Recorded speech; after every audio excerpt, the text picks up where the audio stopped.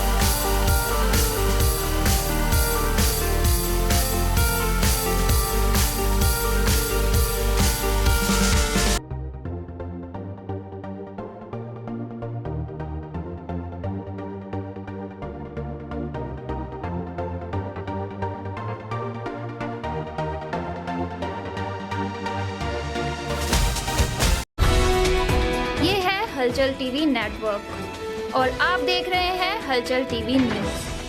हर हलचल पर नजर, हर हलचल की खबर।